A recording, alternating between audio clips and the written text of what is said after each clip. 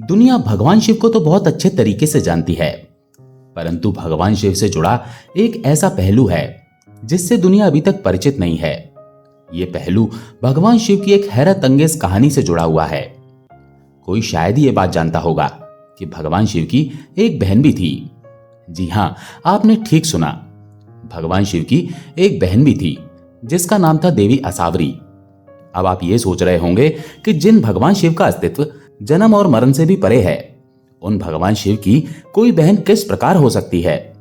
परंतु शास्त्रों और पुराणों की बात करें तो एक पुराण ऐसा है जो भगवान शिव की कहानी का उल्लेख करता है। शिव पुराण के अनुसार ये बात पूर्णतः सत्य है कि उनकी एक बहन भी थी जिन्हें उन्होंने माता पार्वती के कहने पर अपनी माया शक्ति का प्रयोग करके बनाया था। तो चलिए जानते हैं आज की हैरान कर देने वाली कहानी में कि किस प्रकार भगवान शिव ने अनोखे तरीके से अपनी कुछ शक्तियों का इस्तेमाल करके अपनी बहन को जीवन दिया। जब भी वेदों, पुराणों और उपनिषदों की बात की जाती है तो हम उनकी सभी बातों पर यकीन नहीं कर पाते, केवल उन्हीं बातों पर यकीन कर पाते हैं जो हमने पहले से सुन रखी हों और जिन्हें हम देखते रहते हैं।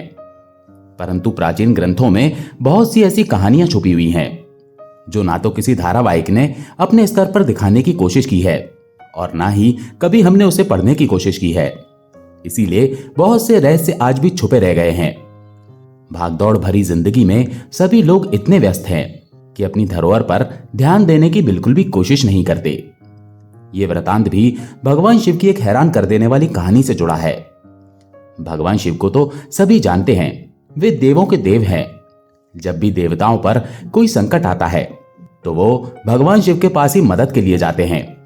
पर कोई ये नहीं जानता कि भगवान शिव की एक बहुत प्यारी बहन भी थी जिसे बनाने के पीछे भगवान शिव ने एक लीला रची थी।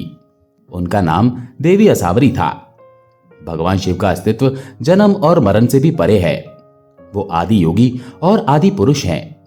परंतु यदि हम पुराणों की बात करें तो उनमें ये उल्लेख मिलता है कि किस प्रकार भगवान शिव ने देवी असावरी को माता पार्वती के कहने पर अपनी माया शक्ति के प्रयोग से बनाया और माता पार्वती का संकट भी दूर किया था। यह बात उस समय की है जब भगवान शिव और माता पार्वती की शादी हुई थी। शादी में सभी लोग मगन हो गए थे। चारों ओर इतनी धूमधाम और इतना हर्षोल्लास था जिसकी कोई कल्पना भी नहीं की जा सकती थी। सभी देवता और पूरा हिमालय भगवान शिव और माता पार्वती के विवाह की खुशियों में डूब चुका था। दूर दूर से विमानों पर देवता सवार होकर भगवान शिव और माता पार्वती का विवाह देखने के लिए आए थे। नाग, यक्ष, किन्नर, देवता, भूत और भगवान शिव के प्रिय सभी भक्तजन भी उस समय वहां पर उपस्थित थे। जब भगवान शिव माता पार्वती के साथ विवाह करके उनके साथ कैलाश पर्वत पर आए तो माता पार्वती भगवान शिव के साथ आनंद पूर्वक रहने लगी। उन्हें कैलाश पर्वत पर किसी प्रकार की कोई कमी ना थी। महादेव ने माता पार्वती के सम्मान में कोई कमी नहीं छोड़ी थी। परंतु माता पार्वती ये भी जानती थी कि वो क्या करने जा रही हैं। वे ऐसे सन्यासी और बैरागी पुरुष को अपने पति के रूप में स्वीकार कर चुकी हैं, तो उनकी जीवन शैली भी वैसी ही होगी और उनके आसपास के लोग भी उनके अनुसार ही होंगे। इसीलिए माता पार्वती कैलाश पर रहते हुए जब ये बात सोचने लगी कि यहां पर कोई भी स्त्री नहीं है, चारों तरफ केवल पुरुष ही मौजूद हैं, तो उन्हें इस बात की बड़ी चिंता होने लगी कि वो किस प्रकार अपने मन के विचार अपनी किसी सहेली से कह पाएंगी, क्योंकि वहां पर तो कोई भी स्त्री उपस्थित नहीं थी। वो कैलाश पर्वत पर थोड़ा अकेला महसूस करने लगी थी। अकेले में वो अपने परिवार के बाकी परिजनों को याद किया करती थी, लेकिन माता पार्वती सबसे ज्यादा अपनी बहनों को याद किया करती थी, क्योंकि कैलाश पर वो अकेली महिला थी। एक दिन माता पार्वती जी ने मन बनाया कि वो अपने मन की व्यथा को भगवान शिव के सामने प्रस्तुत करेंगी। एक दिन मौका पाकर माता पार्वती ने भगवान शिव के चरणों की सेवा करते समय उनसे अपने मन की बात कही। उन्होंने अपना पक्ष भगवान शिव के सामने कुछ इस प्रकार रखा कि हे महादेव, मैं जानती हूं आप मुझसे बहुत अधिक प्रेम करते हैं, परंतु बहुत दिनों से मैं ऐसा सोच रही हूं कि काश यहां पर कोई स्त्री होती जिससे मैं अपने मन की बात कर सकती। मैं यहां कैलाश पर्वत पर अकेली स्त्री हूं और कभी कभी अकेलापन महसूस करती हूं। तब भगवान शिव जी ने माता पार्वती से कहा, हे प्राण प्रिय, तुम ऐसा क्यों सोचती हो? तुम्हें यहां कैलाश पर किसी बात की कोई कमी नहीं होगी। जब भी तुम्हारा किसी स्त्री से बात करने का मन करे तो तुम बाकी सभी देवियों के पास जा सकती हो। भगवान शिव की बात सुनकर माता पार्वती ने कहा, आप ठीक कहते हैं प्रभु, परंतु यहाँ कैलाश पर भी कोई होना चाहिए जिससे मैं अपने मन की बात कर सकूं, अपने सुख दुख बांट सकूं। यहां पर तो कोई भी नहीं है। वो भगवान शिव से इस प्रकार हट करने लगी। भगवान उन्हें कई प्रकार से समझाने की कोशिश करते रहे, परंतु वो नहीं मानी। भगवान शिव ने माता पार्वती को समझाते हुए कई बार कहा कि देख लो, तुम्हें ही संभालना है। तुम्हारी ये इच्छा अच्छी है या बुरी, ये तो भविष्य में ही पता चल पाएगा, परंतु कल को अगर कुछ भी हो तो तुम मुझसे मत कहना। 1000 बार सोचकर मुझे जवाब दो। कई बार मनुष्य की इच्छा उसे संकट में भी डाल देती है। सोच समझकर मुझे बताओ कि तुम क्या चाहती हो। भगवान शिव त्रिकालदर्शी थे। वो सभी कालों का ध्यान रखते थे, इसीलिए उन्हें महाकाल भी कहा जाता है। महादेव ये बात जानते थे कि भविष्य में क्या हो सकता है, परंतु फिर भी वो माता पार्वती की इच्छा के सामने विवश थे। कहते हैं, पत्नी के सामने कोई भी पुरुष बड़ा ही विवश हो जाता है, चाहे वो देवता ही क्यों ना हो। माता पार्वती ने कहा कि आप कुछ भी कीजिए, कोई भी जतन कीजिए, परंतु मुझे एक ननद चाहिए। आप किसी भी प्रकार मेरे लिए कहीं से भी एक ननद लेकर आइए। तब भगवान शिव के पास कोई चारा नहीं बचा। वो माता पार्वती की इच्छा के सामने बेबस हो गए थे। अपने प्राणों से प्यारी पत्नी के लिए वो कुछ भी करने को तैयार थे। उन्होंने माता पार्वती की इच्छा पूरी करने के लिए हर प्रकार से सोचा, परंतु उन्हें समझ में नहीं आ रहा था कि वो किस प्रकार एक स्त्री को लेकर आए। तब उन्होंने अपनी माया से एक ऐसी स्त्री का निर्माण किया जो माता पार्वती के साथ अपना सुख दुख साझा कर सके, और उन्होंने उस स्त्री का नाम असावरी रख दिया। असावरी को बनाते समय भगवान शिव के मन में कई विचार चल रहे थे कि वो किस प्रकार की स्त्री का निर्माण करें, वो स्त्री दिखने में किस प्रकार की हो। जब उन्हें कुछ भी समझ में नहीं आया तो उन्होंने अपने जैसे स्वरूप की एक स्त्री का निर्माण कर दिया। शिव पुराण में यह उल्लेख मिलता है कि देवी असावरी का रूप बहुत ही अजीबोगरीब था। उनका शरीर बड़ा ही मोटा सा था। उनके बाल बहुत लंबे और खुले हुए रहते थे। पैर की एड़ियां भी फटी हुई रहती थी। शरीर पर उन्होंने कुछ भी धारण नहीं कर रखा था और उनकी त्वचा लगभग जानवरों के जैसी थी। परंतु फिर भी माता पार्वती अपनी ननद को देखकर बहुत अधिक प्रसन्न हुई। आखिरकार उन्हें बात करने के लिए एक स्त्री मिल ही गई थी। भगवान शिव ये देखकर निश्चिंत हो गए थे कि उनका काम हो गया है। माता पार्वती ने बड़े चाव से अपनी उस ननद को गले लगाया और उसे पहनने के लिए नए नए वस्त्र दिए। देवी असावरी ने एक दिन माता पार्वती से कहा कि मुझे बहुत अधिक भूख लगी है, कृपा करके आप मेरे लिए कुछ लेकर आइए, कुछ खाने के लिए दीजिए। माता पार्वती ने बड़े चाव और प्रसन्न मन से अपनी ननद के लिए बहुत से पकवान तैयार करवाए और देवी असावरी के सामने परोस दिए। देवी असावरी उन्हें लगातार खाए जा रही थी, परंतु उनकी भूख शांति नहीं हो रही थी। उन्होंने और भी ज्यादा भोजन मांगना शुरू कर दिया। देवी पार्वती की रसोई में जो कुछ भी था उन्होंने सब कुछ देवी असावरी के सामने परोस दिया, परंतु उनकी भूख अभी भी शांत होने का नाम ही नहीं ले रही थी। देखते ही देखते देवी असावरी कैलाश का सारा भोजन चट कर गई। सभी लोग ये देख हैरान थे और हतप्रभ खड़े हुए थे। इसके बाद माता पार्वती के पास कोई चारा नहीं बचा। वो भगवान शिव की शरण में जाने का विचार करने लगी। जब वो भगवान शिव के पास जा रही थी तो चलते चलते मार्ग में उनको ठोकर लगी और वो गिर पड़ी। देवी असावरी ये देखकर बड़ी खुश हो गईं और शरारत करने लगीं। उन्हें एक शरारत सूझी और उन्होंने अपना शरीर बड़ा करके देवी पार्वती को अपनी फटी हुई एड़ी की दरारों में छुपाकर रख लिया। भगवान शिव भी माता पार्वती की ओर ही आ रहे थे। जब वो वहां घटना स्थल पर पहुंचे तो उन्होंने देवी असावरी को देखा और उनसे पूछा कि बहन, कृपा करके मुझे यह बताओ कि मेरी प्राण प्रिय पार्वती कहां है। देवी असावरी ने शिव जी से झूठ बोल दिया कि वो नहीं जानती कि पार्वती जी कहां हैं। जब शिव जी ने सब तरफ ढूंढा परंतु फिर भी माता पार्वती कहीं नहीं मिली तो वो मन ही मन समझ गए कि हो न हो इसमें देवी असावरी के चंचल स्वभाव का ही कुछ राज छुपा है। वो फिर से देवी असावरी के पास गए और उनसे क्रोध में बोले कि इससे पहले कि मुझे क्रोध आए तुम बता दो कि पार्वती कहां है। तब देवी असावरी गुस्से में नाराज हो अपनी एड़ी जमीन पर पटकने लगी और उसमें से माता पार्वती बाहर निकल आईं। माता पार्वती असावरी की एड़ी में से निकलकर जमीन पर जा पड़ी। ये देखकर शिव जी को बहुत अधिक क्रोध आया। देवी असावरी की ऐसी बच्चों जैसी शरारत देखकर माता पार्वती को भी उन पर बहुत अधिक क्रोध आया और वो मन ही मन अपनी इस इच्छा पर क्रोध करने लगी कि उन्होंने क्यों भगवान शिव से एक ननद वरदान में मांग ली, जिसने उन्हें तंग करके रख दिया। वो मन ही मन अपनी इस इच्छा पर उदास होने लगी। उन्होंने भगवान शिव से प्रार्थना की कि हे प्रभु, आप मुझे मेरी उस इच्छा के लिए क्षमा कर दीजिए। मैं नहीं जानती थी कि ऐसा कुछ भी हो सकता है। कृपा करके आप मुझ पर उपकार कीजिए और देवी असावरी को किसी भी प्रकार सुधार दीजिए, उनमें बदलाव कर दीजिए। कुछ ऐसा मार्ग बताइए कि उनके व्यवहार में परिवर्तन आ जाए और वो इस तरह हमें परेशान ना करें। तब भगवान शिव ने उत्तर देते हुए माता पार्वती से कहा कि हे पार्वती, मैंने तुमसे पहले ही कहा था कि कोई भी इच्छा उत्पन्न करने से पहले हमें 1000 बार सोच लेना चाहिए, उस पर विचार करना चाहिए। भविष्य की गोद में क्या रखा है इसको कोई नहीं जानता, इसीलिए हमें अपनी हर इच्छा पर नियंत्रण रखना चाहिए। कोई भी 2 अलग अलग महिलाएं और कोई भी 2 अलग अलग घरों की महिलाएं एक साथ कभी खुश नहीं रह सकती, ये सृष्टि का नियम है। ऐसा कहते हुए भगवान शिव ने माता पार्वती को सुझाव देते हुए कहा कि अब तुम तभी सुखी रह सकती हो जब देवी असावरी कैलाश से कहीं और चली जाएं। तुम्हें उन्हें किसी भी प्रकार कैलाश से विदा करना होगा। माता पार्वती वैसे तो मन ही मन सोच रही थी कि आखिर क्यों उन्होंने भगवान शिव को मजबूर करके एक ननद उत्पन्न करवाई और फिर इस तरह उन्हें कैलाश से विदा करना पड़ रहा है, परंतु इसके अलावा उनके पास और कोई चारा नहीं था। भगवान शिव ने माता पार्वती को समझाया कि विधि के विधान में सब कुछ संभव है।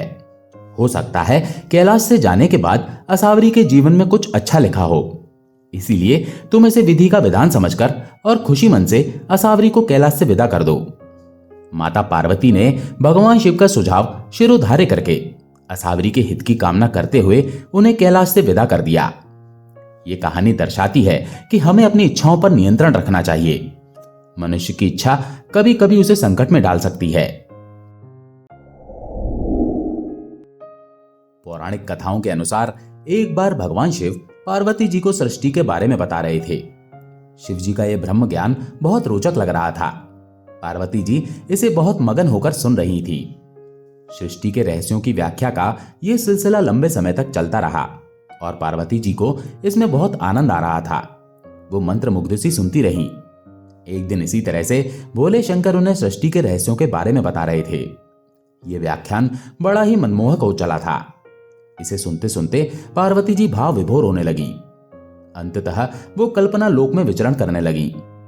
वो इस कदर कल्पना लोक में लीन हो गई कि उन्हें यथास्थिति का भान ही नहीं रहा। भगवान शिव शंकर ने कुछ देर बाद ही जान लिया कि पार्वती जी इस लोक में नहीं है और उन्हें ये बात उचित नहीं लगी।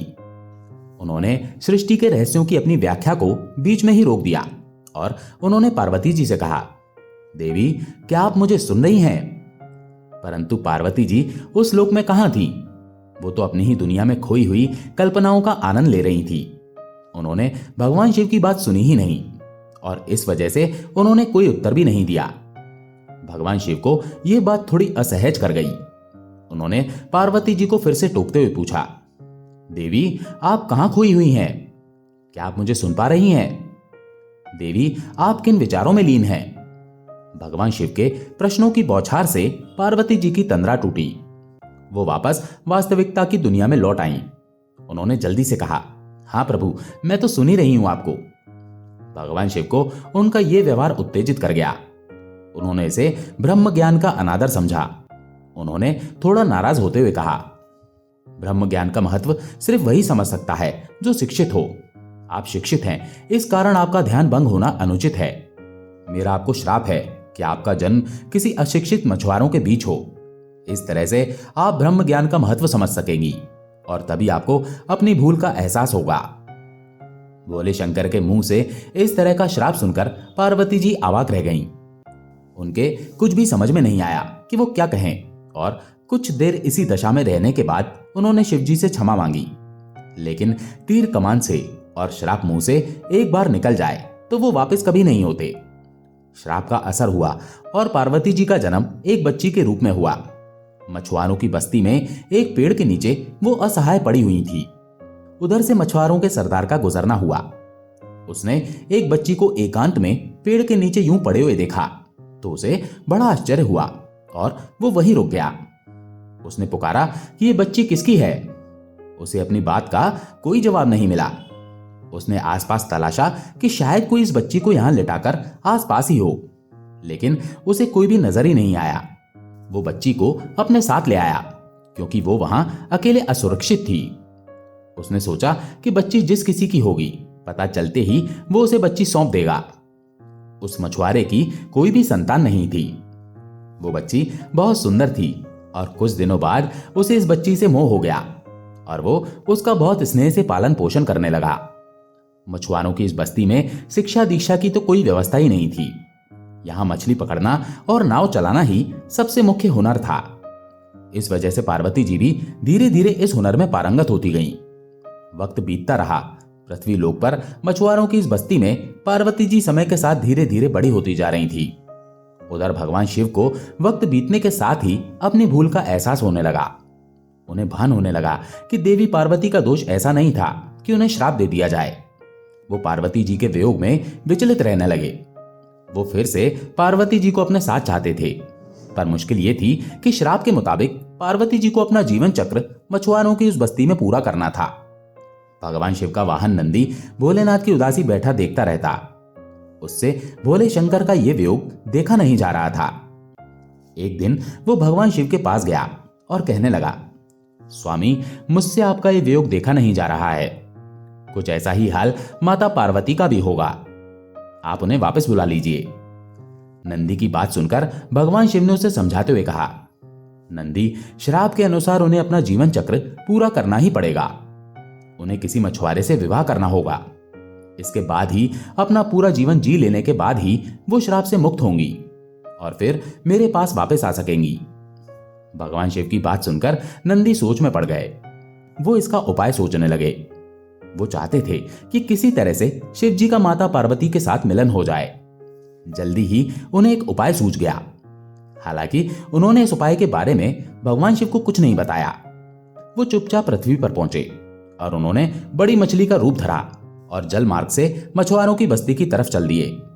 कुछ देर बाद वो मछुआरों के इलाके में थे। उन्होंने देखा कि कुछ मछुआरे नाव में बैठे मछली पकड़ रहे थे। मछली के रूप में नंदी जी उनके एकदम समीप पहुंच गए। अपने इतने करीब एक बड़ी सी मछली को देखकर मछुआरों में खलबली सी मच गई। वो शोर मचाने लगे और नाव को जल्दी जल्दी वापस मोड़ने लगे। मछली के डर से मछुआरों की नाव पलट गई।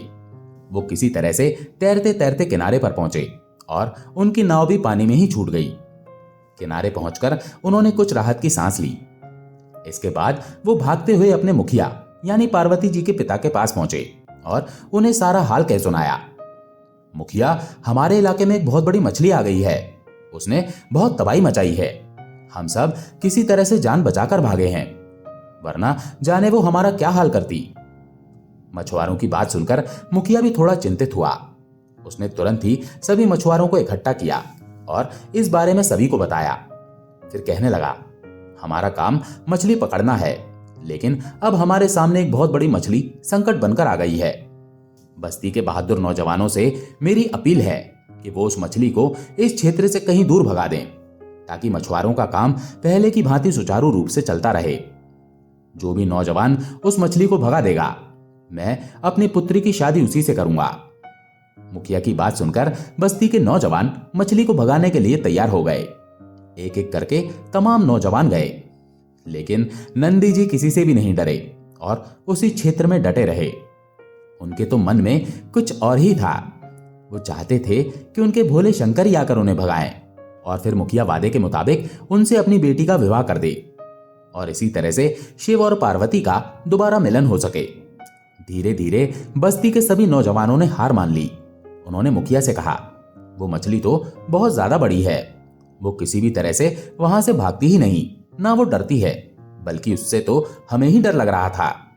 बस्ती के नौजवानों के मुंह से ऐसी बात सुनकर मुखिया को समझ आ गया कि इस संकट से उन्हें भोले शंकर ही निकाल सकते हैं। उसने आकाश की तरफ मुंह करके दोनों हाथ जोड़ते हुए कहा, भोले, तुम्हारे भक्त संकट में हैं एक बड़ी सी मछली ने हमें अत्यधिक परेशान कर रखा है।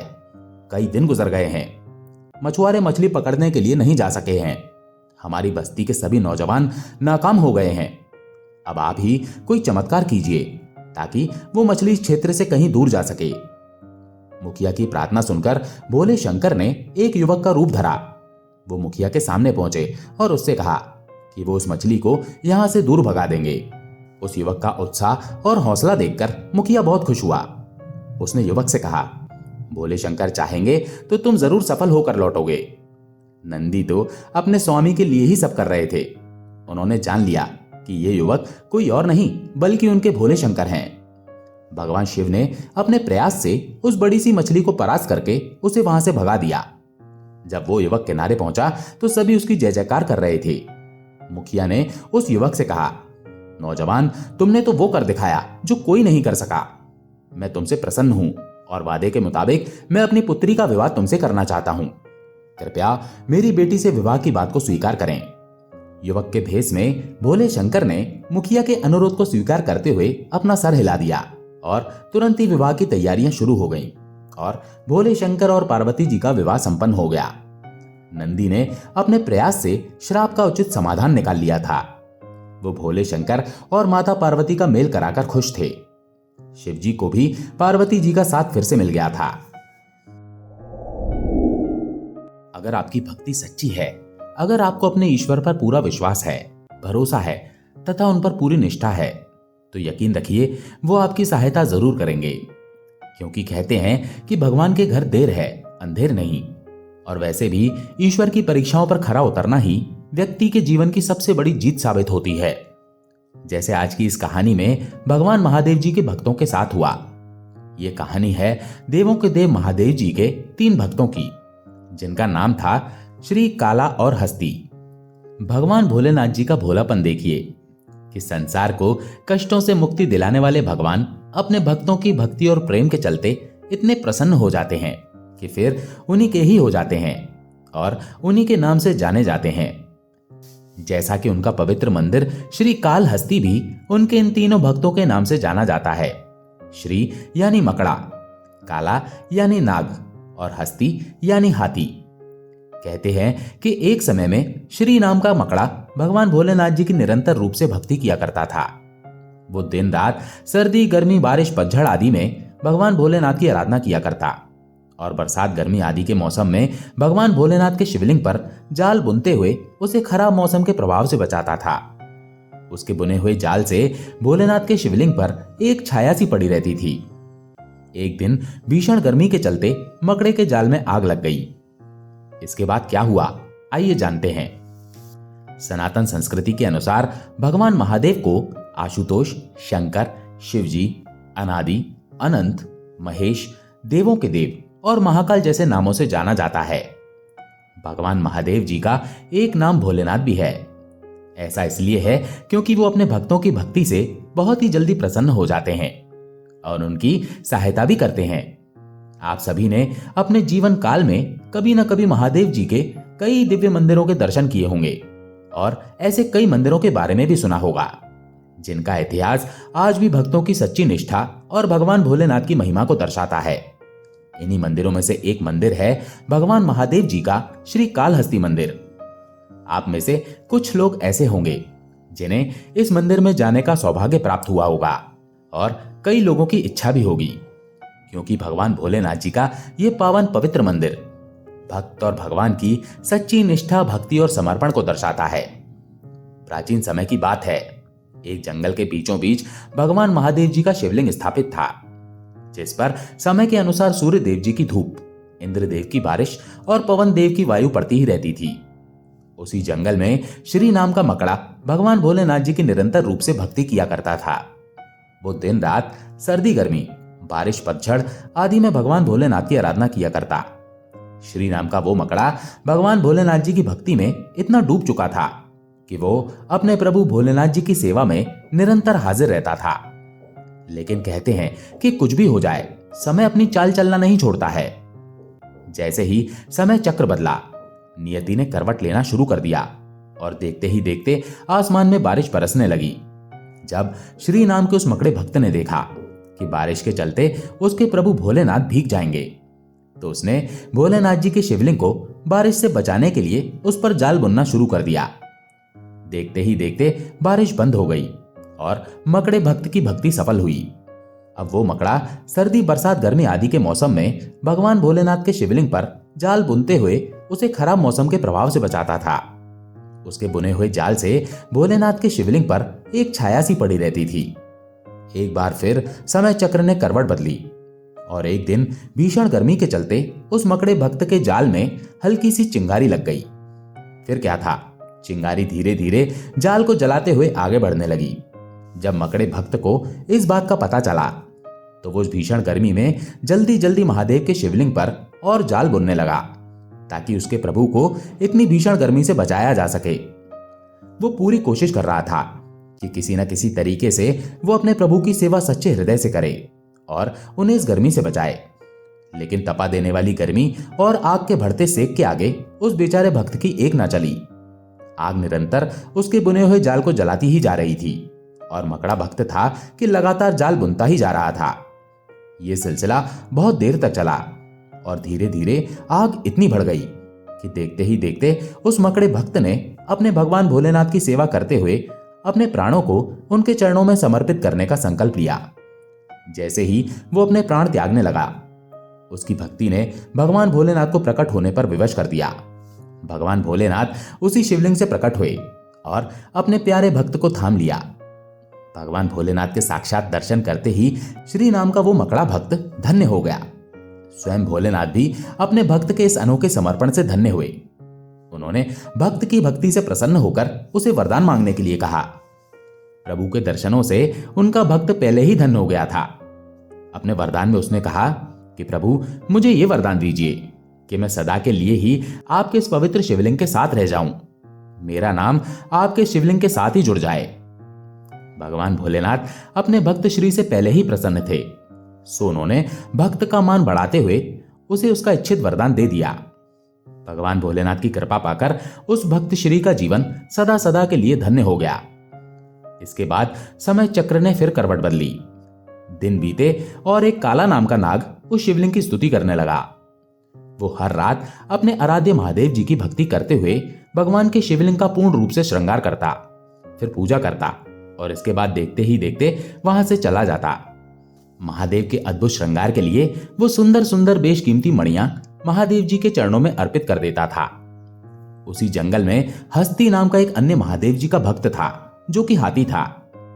वो उस पवित्र शिवलिंग को हर रोज नदी के ठंडे जल से स्नान करवाता और फिर अपने प्रभु को प्रसन्न करने के लिए उन्हें जंगल के सुगंधित पुष्प व पत्ते अर्पित करता था। सुबह सुबह अपने भगवान महादेव जी के शिवलिंग की भक्ति से हस्ती धन्य हो जाता और इसके बाद वो जंगल के अपने बाकी सभी काम करता था। लेकिन दोनों भक्तों की भक्ति एक दूसरे की समझ से बहुत दूर थी, क्योंकि रात को जिन सुंदर सुंदर मणियों से महादेव का श्रृंगार नाग रूपी काला भक्त ने किया होता, सुबह उसे देख भक्त हस्ती बहुत क्रोधित होता। उसे लगता कि शिवलिंग पर इस प्रकार के पत्थरों का होना शिवलिंग का निरादर है। इसीलिए वो अपनी लंबी सूंड से जोरदार हवा करता और भगवान के उस पवित्र शिवलिंग से भक्त काला की सारी कीमती मणियां उतार देता। फिर वो पास की नदी से ठंडा जल लाता और शिवलिंग को स्नान करवाते हुए भगवान महादेव के शिवलिंग को सुंदर सुंदर और सुगंधित फूलों से सजाता। जब तक हस्ती नाम का वो हाथी महादेव के शिवलिंग को अपने अनुसार नहीं सजाता, उसे चैन ही नहीं पड़ता था। इसके बाद जब रात होती तो काला नाम का भक्त अपने भगवान महादेव जी के दर्शनों के लिए आता और वो भी महादेव जी के शिवलिंग के आसपास फूल पत्ते देखकर बहुत क्रोधित होता, क्योंकि उसे लगता था कि ये जंगली फूल पत्ते आदि उसके भगवान के शिवलिंग की शोभा नहीं बढ़ाते, बल्कि उसका तिरस्कार करते हैं। इसीलिए वो जैसे ही शिवलिंग की पूजा के लिए आता, सबसे पहले वहां अर्पित हुए उन फूलों को हटाता और फिर धीरे धीरे उन सारी कीमती मणियों को इकट्ठा करके फिर से शिवलिंग का श्रृंगार करता और फिर अपनी पूजा अर्चना करने के बाद अपने बाकी कामों के लिए निकल जाता। सुबह फिर हस्ती आता और वही प्रक्रिया दोबारा होने लगती। इस तरह यह सिलसिला कुछ दिनों तक लगातार चलता ही रहा। भक्त हस्ती हाथी अपनी भक्ति से महादेव का श्रृंगार करता और भक्त काला नाग अपनी भक्ति से भोलेनाथ का श्रृंगार करता। दिन गुजरते रहे और एक दिन थक हारकर भक्त काला नाग ने सोचा कि आखिर वो कौन हो सकता है जिसे महादेव जी के शिवलिंग का तिरस्कार करने में आनंद आता है, वो कौन है जिसने इस तरह का अपराध किया है? ये पता करने के लिए काला नाग एक रोज अपने घर नहीं गया और वहीं शिवलिंग के पास झाड़ियों में बैठकर उस प्राणी की प्रतीक्षा करने लगा जो उसके प्रभु के चरणों में फूल पत्ते आदि अर्पित कर उनका अपमान करता था। जैसे तैसे रात बीतने लगी और काला नाग को नींद आने लगी, लेकिन वो पक्के संकल्प के साथ आया था, इसलिए उसने एक क्षण भी नींद को अपने करीब नहीं आने दिया। देखते ही देखते रात के बादलों ने पृथ्वी से विदा ली और आकाश से सूर्य देव की किरणों ने पृथ्वी के उस जंगल पर अपना प्रकाश बिखेरना शुरू कर दिया। उनके प्रकाश से सभी पंछियों ने अपनी मधुर आवाज में एक साथ चहचहाना शुरू कर दिया, जिससे भक्त काला नाग की नींद से भरी हुई आंखें पूरी तरह से खुल गईं और वो पहले से और अधिक चौकन्ना हो गया। दूसरी तरफ जैसे ही भक्त हस्ती के आने का समय हुआ, वो भगवान के दिव्य दर्शनों के लिए पहुंच गया। जैसे ही उसने अपने आराध्य भगवान महादेव जी के शिवलिंग पर वो मणि रूपी पत्थर देखे, वो फिर क्रोधित हो गया और देखते ही देखते उसने अपनी सूंड से इतनी जोरदार हवा का बहाव किया कि शिवलिंग पर लगी सारी मणियां इधर उधर गिर गईं। इसके बाद वो सीधा जंगल में बहती हुई नदी के पास चला गया। इसके बाद उसने महादेव जी के शिवलिंग को स्नान करवाने के लिए उस नदी से ठंडे और मीठे पानी को अपनी सूंड में भरा और अपने आराध्य महादेव जी के शिवलिंग की ओर चल दिया। शिवलिंग के पास पहुंचते ही उसने ठंडे और मीठे पानी से शिवलिंग को स्नान करवाया और फिर उस शिवलिंग के श्रृंगार के लिए जंगल से सुगंधित फूल लाने के लिए चल दिया। दूर पीछे झाड़ियों में बैठकर काला भक्त ये सारा का सारा घटनाक्रम देख रहा था। उसे हस्ती भक्त द्वारा की गई ये करनी बिल्कुल भी पसंद नहीं आई, इसलिए उसने सोच लिया कि वो इस मंदबुद्धि हाथी को उसकी करनी का फल अवश्य देगा। अपने मन में विचार करने के बाद काला नाग चुपके से शिवलिंग के पास आकर छुप गया और हस्ती हाथी के आने का इंतजार करने लगा। कुछ देर बाद काला नाग ने हस्ती हाथी को आते हुए देखा।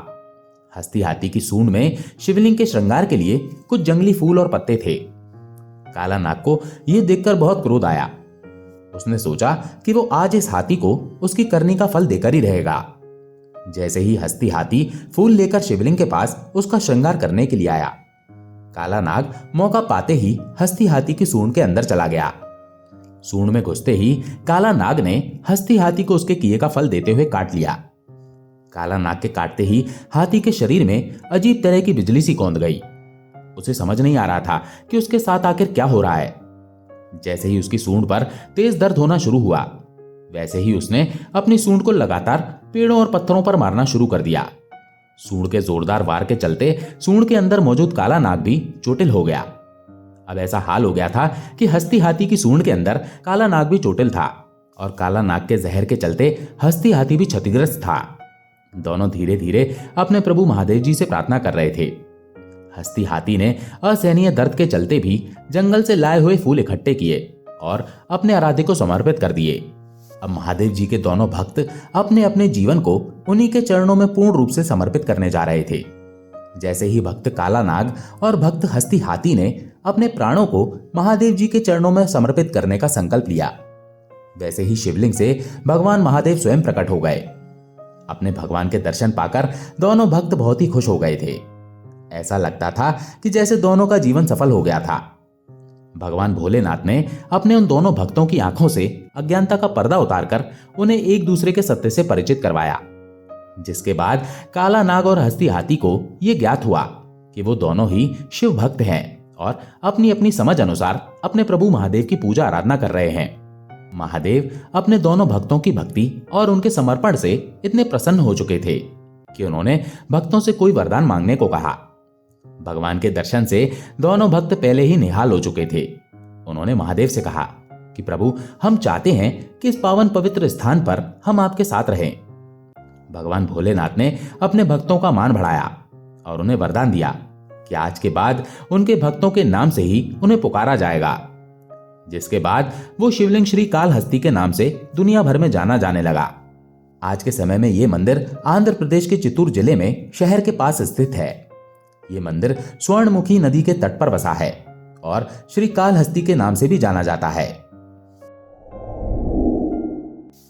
शिवजी के अनेकों नामों में से एक नाम अर्धनारेश्वर भी है। यह स्वरूप माता पार्वती और भगवान शिव के मेल से बनता है। कहा जाता है कि भगवान शिव और शक्ति को एक साथ प्रसन्न करने के लिए भगवान शिव के अर्धनारीश्वर रूप की आराधना की जाती है। तो चलिए इस कथा के बारे में विस्तार से जानते हैं। मित्रों, ये तो हम सभी को पता है कि सृष्टि के रचयिता ब्रह्मा जी हैं।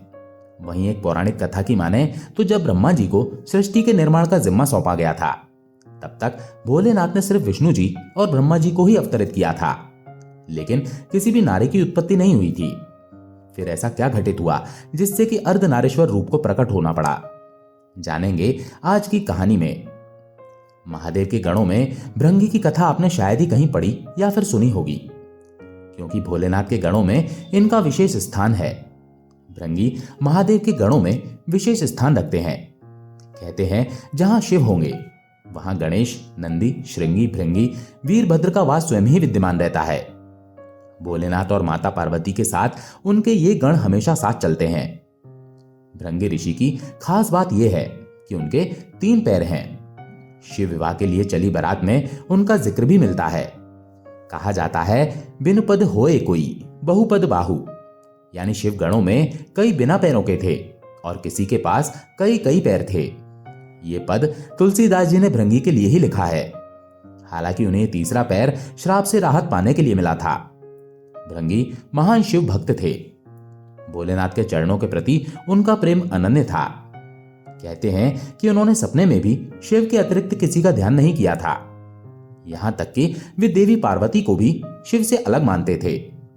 उनके मन में हमेशा शिव का भाव ही रहता था। उनकी बुद्धि ये स्वीकार ही नहीं कर पा रही थी कि शिव और पार्वती में कोई भी भेद नहीं है।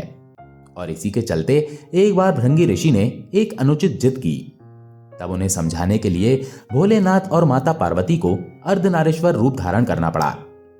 कथा मिलती है कि एक बार भृंगी भोलेनाथ की परिक्रमा करने कैलाश पहुंचे। वहां पर हमेशा की तरह महादेव के बाईं जगह पर आदि शक्ति विराजमान थी। महादेव समाधि में थे और पार्वती चैतन्य थी। उनके नेत्र खुले हुए थे। भृंगी शिव प्रेम के मतवाले हो रहे थे। वो केवल शिव जी की ही परिक्रमा करना चाहते थे, क्योंकि ब्रह्मचर्य की उनकी परिभाषा अलग ही थी। उन्हें लगा कि पार्वती जी तो शिव जी के वामांग में विराजमान हैं, ऐसे में वो कैसे परिक्रमा करें।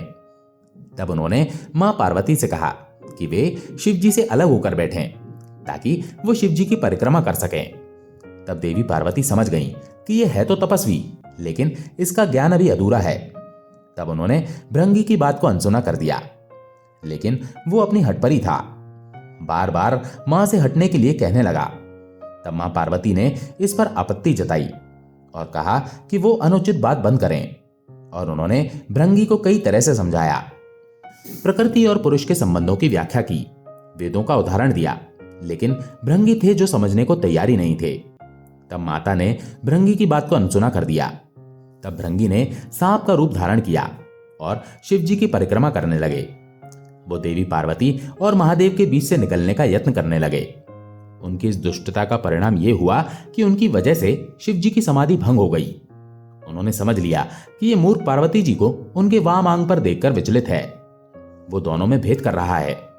भृंगी को सांकेतिक रूप से समझाने के लिए शिव जी ने तत्काल अर्धनारीश्वर स्वरूप धारण कर लिया। पार्वती जी अब उनमें ही विलीन हो गई थी। कथा के अनुसार शिव जी दाहिने भाग से पुरुष रूप में और बाएं भाग से स्त्री रूप में दिखने लगे। अब तो भृंगी की योजना पर पानी फिरने लगा। तब भृंगी ने चूहे का रूप धारण कर लिया और चूहे के रूप में प्रभु के अर्धनारीश्वर रूप को कुतरकर एक दूसरे से अलग करने की कोशिश में जुट गया। तब माता पार्वती ने उन्हें श्राप दिया कि हे भृंगी, तू सृष्टि के आदि नियमों का उल्लंघन कर रहा है। यदि तू मातृ शक्ति का सम्मान करने में अपनी मति समझता है तो अभी इसी समय तेरे शरीर से तेरी माता का अंश अलग हो जाए। ये श्राप सुनकर स्वयं महादेव भी व्याकुल हो उठे। भृंगी की बुद्धि भले ही हर गई हो, अर्थात उसे कुछ समझ में ना आ रहा हो, परंतु महादेव इसका मतलब जानते थे कि ये कितनी गंभीर बात है। शरीर विज्ञान के अनुसार इंसान के शरीर में आधे गुण पिता से मिलते हैं और आधे माता से मिलते हैं। तब श्राप मिलते ही भृंगी की दुर्दशा हो गई। उनके शरीर से तत्काल रक्त और मांस अलग हो गए। शरीर में बची रह गई तो सिर्फ हड्डियां और मांसपेशियां, क्योंकि आधा अंग पिता का होता है, इसलिए हड्डियां और मांसपेशियां शेष रह गईं।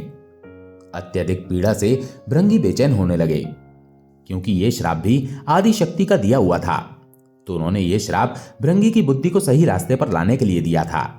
इसीलिए महादेव भी इसमें बीच में नहीं पड़े और श्राप के चलते भृंगी समझ पाए कि पितृ शक्ति किसी भी सूरत में मातृ शक्ति से परे नहीं है।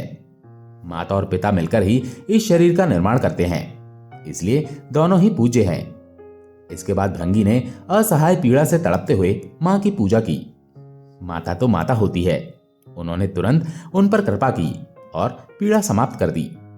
माता ने अपना श्राप वापस लेने का उपक्रम शुरू किया, लेकिन धन्य थे भक्त भृंगी भी। उन्होंने माता को श्राप वापस लेने से रोका और कहा, हे माता, मेरी पीड़ा दूर करके आपने बड़ी कृपा की है, लेकिन मुझे इसी स्वरूप में रहने दीजिए। मेरा यह स्वरूप संसार के लिए एक उदाहरण होगा।